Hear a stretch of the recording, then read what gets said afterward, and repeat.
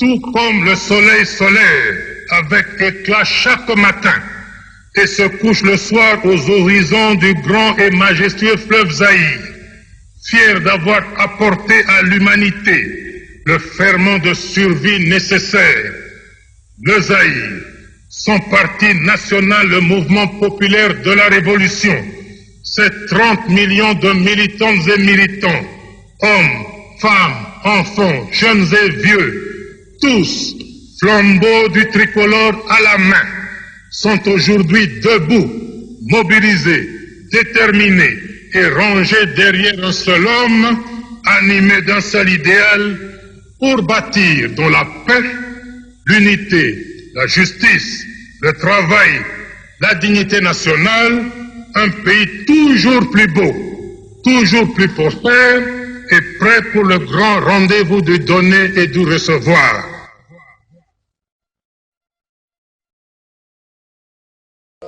Voir un lien avec le retour programmé vendredi du corps d'Étienne Tshisekedi dans le quartier de Limete à Kinshasa. Des incidents ont eu lieu ce matin devant le siège de l'UDPS, le parti de l'opposition historique. Un camion de police a été brûlé, 2 agents des forces de l'ordre blessés. Les autorités pointent du doigt le rassemblement de l'opposition. L'UDPS, elle dénonce un coup monté du pouvoir. Le reportage à Kinshasa de Francine Mokoko, commenté par Thibaut Cavaillès. Un camion de police incendié devant le siège du parti d'opposition UDPS. Le forfait n'est pas signé. Les autorités ont décidé de déployer un cordon autour du bâtiment. Beaucoup d'interrogations, mais plusieurs signes qui laissent penser que même le fantôme d'Étienne Tshisekedi dérange à Kinshasa. Et dans cette affaire, je peux vous dire, c'est la stratégie mise en place par la majorité au pouvoir pour empêcher le déroulement des travaux de l'inhumation du président Tshisekedi au niveau de notre siège. En effet, le mausolée qui doit accueillir la dépouille de l'opposant historique décédé à Bruxelles en février dernier se trouve juste à côté du siège de son parti. Alors qu'un accord a été trouvé pour que son corps revienne à Kinshasa vendredi, les travaux du mausolée ont dû cesser, empêchés par les forces de l'ordre. Mais le gouvernement dément les accusations de l'UDPS et renvoie les militants à leurs responsabilités. Contre les faits, les arguments ne valent rien. Il est un fait que les policiers ont été agressés. Leurs véhicules brûlés, les tentes brûlées, et même, je crois savoir qu'il y a 2 policiers dans un état grave. Alors, de là à pointer d'abord la majorité, c'est comme si l'UDPS voulait se dédouaner. Il y a quand même une suspicion légitime vis-à-vis de l'UDPS. Un nouveau couac donc dans cette affaire. L'architecte belge qui gère la construction du mausolée a passé une nuit en prison. Il dénonce également l'extorsion de 30 000 $ lors d'une perquisition. Un mausolée que le pouvoir n'a pas autorisé. Lui se défend en disant que pour l'instant, il n'en a installé que les sanitaires. Une affaire qui retarde l'hommage à celui qui s'est toujours battu contre le régime en place, alors que les opposants, ce soir, cherchaient une solution pour ses obsèques une nouvelle fois compromis. À Bruxelles, ils sont des milliers à s'être donné rendez-vous aujourd'hui au Ezel pour un dernier hommage à Étienne Tshisekedi, l'opposant historique au régime congolais. On va retrouver sur place en direct Caroline Hick. Caroline, bonsoir. La diaspora congolaise s'est déplacée en masse pour se recueillir devant la dépouille d'Étienne Tshisekedi.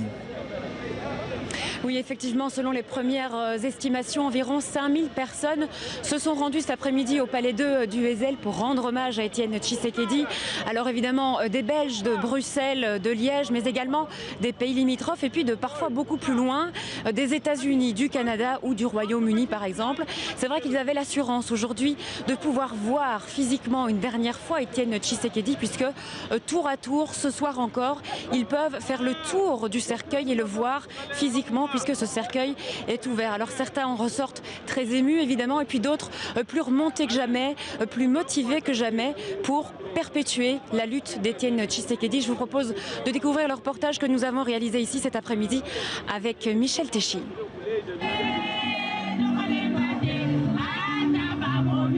Nous ne sommes pas à un concert, mais à un hommage funèbre. Musique, chant, c'est presque une fête en l'hommage d'Étienne Tshisekedi. Aujourd'hui, c'est un sentiment de tristesse et de joie parce qu'il nous a laissé un héritage que nous allons transmettre à nos enfants. Le peuple d'abord, prenez-vous en charge. La lutte continue. À nous de continuer. C'est ça. Le palais 2 du Ezel est plein à craquer. Il faut dire que certains ont fait une longue route pour pouvoir s'incliner devant leur leader, comme ce couple de Londoniens.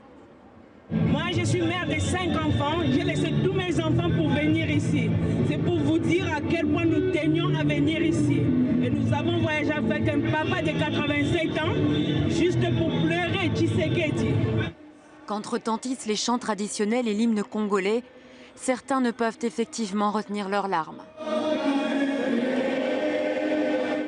Et puis vient le moment de s'incliner devant la dépouille de l'opposant historique. Le cercueil est ouvert pour pouvoir le voir une dernière fois. Aux côtés du fils Tshisekedi, Félix, et des partisans de l'UDPS, quelques personnalités belges sont aussi venues se recueillir. La Belgique et Bruxelles ont d'ailleurs été chaleureusement remerciées par les organisateurs. Voilà, on sent la ferveur, on sent l'importance politique aussi de l'événement. Il s'est battu toute sa vie pour instaurer une démocratie la plus efficace et la plus efficiente possible. Et c'est vraiment une très très grande personnalité. Avant son rapatriement au Congo, un autre hommage sera rendu à Bruxelles à Étienne Tshisekedi cette semaine. Ce sera cette fois à la basilique de Kuckelberg. Depuis qu'il est arrivé au pouvoir, on estime que le peuple congolais a perdu des milliards d'euros sur ses ressources naturelles, puisque Kabila a vendu des concessions minières largement en dessous du prix du marché. À plusieurs occasions, Gécamine a vendu des parts qu'elle possédait à un prix bien en dessous de la valeur du marché à des sociétés offshore qui les ont ensuite revendues à un prix bien plus élevé.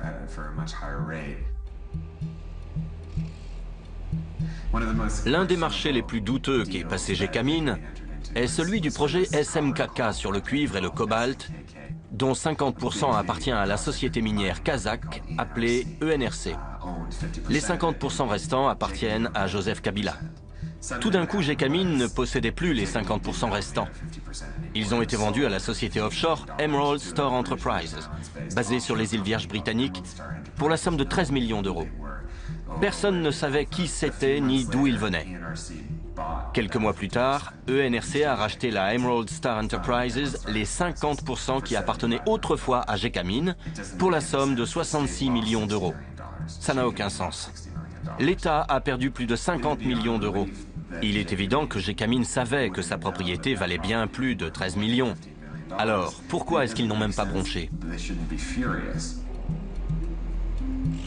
L'élément commun entre tous ces marchés n'est autre qu'un seul homme. Dan Gertler, un ami du président congolais. C'est lui-même qui se revendique ami du président congolais.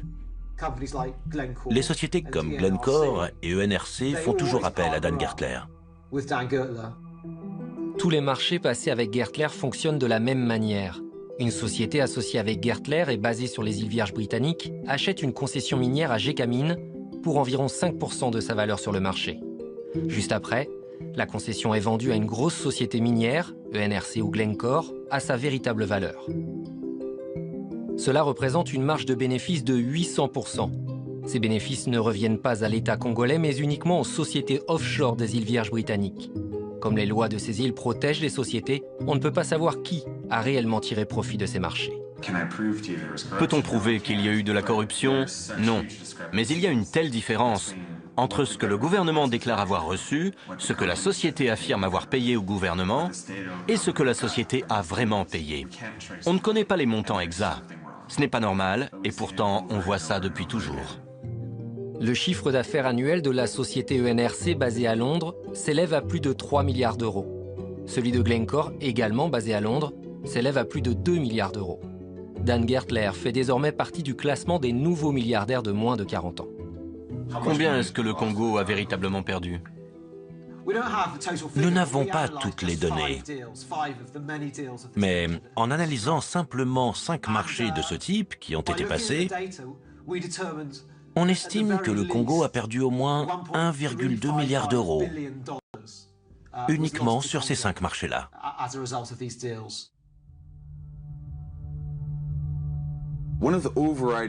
Pour moi, l'une des émotions qui caractérise le mieux tout ce conflit, c'est l'humiliation subie par les Congolais. Ils ont été humiliés, bafoués par les étrangers, par leur propre gouvernement, et ils se sentent complètement impuissants. Cela explique grandement l'exaspération totale que ressentent la plupart des Congolais. Ils ont l'impression d'être désarmés et de ne rien pouvoir faire. Je m'adresse à toi, la guerre. Tu n'as aucun ami. Tout le monde est contre toi.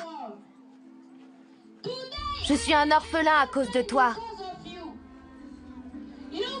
Tu as tué mon père. Tu as tué ma mère. Tu as tué mon frère et ma sœur. Je te déteste. Aujourd'hui, je suis un réfugié à cause de toi. Tu m'as chassé de ma maison. Tu l'as complètement brûlée.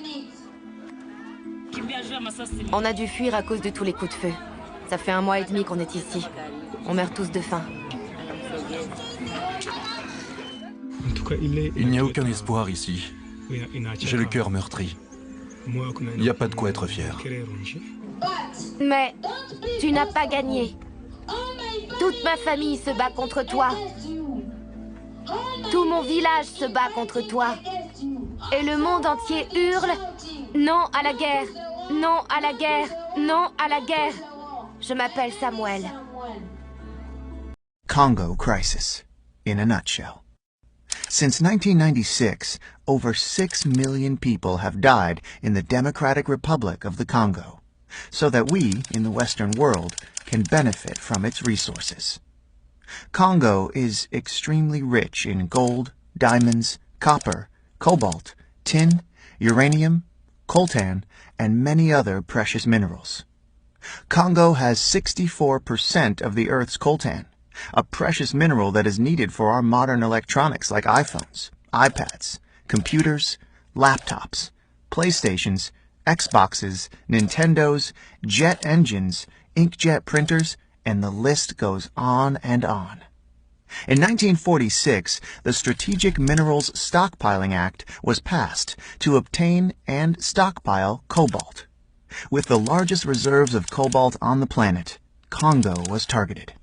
Cobalt is a strategic and critical mineral that is essential for our aerospace, military, and defense industries. As the United States and the United Kingdom provide financial aid and military aid to countries such as Rwanda and Uganda, these neighboring countries plunder Congo's natural resources as the death toll rises. In 4 studies, the United Nations implicated multinational companies in sourcing coltan from Congo, stating that these companies serve as the engine of the conflict in the DRC. As the world benefits from Congo's riches, Congolese men, women, and children continue to be raped, tortured, starved, displaced, and killed. In 2010, a leaked United Nations report cited crimes of genocide may have been committed by the Rwandan troops. There is very little media coverage on what is actually happening in Congo. When Congo is covered by the media, it is often about rebel groups committing mass atrocities. What these reports do not cover are the funding, training, and the arming of these rebel groups by foreign governments. Nothing is ever mentioned about the Western-backed coups, wars, assassinations, or the involvement of foreign corporations in the looting of Congo. 48 women are raped every hour. Millions are displaced. Over 6 million dead. Half are children under the age of 5. What is happening in Congo is a silent holocaust.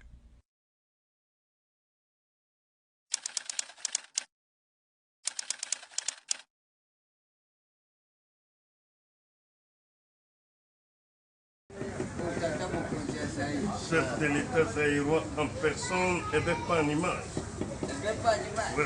Et bien, il y a qui, quand on a qui citoyen Tshisekedi wa Mulumba qui, nazalaki ebe na Maroc napondeli nzakomba sekwisanga mpona ya tolela ye mpe elongo malgré akomaki opposant mais aza moningo totravaillaki na ye akomaki opposant bandi kofinganga mokonzi nakamati conflit wana nabwaki pembeni yango ntango nasekwi nakanisa bato oyo balandaki na bilili na Bruxelles natindaki mama Bobila Dawa akende kokonsole moninga ne veuve nga nalobaki nakoya na mbuka soki koro yango ekiti ebe na mbuka toleli yango ebe elongo banda nazali awa ebe nazeli tetete kino sikoyo eloko te ti le 1er mars ebe 2 jours après soki koro yango eye te nazongi na Maroc koleli ebe bino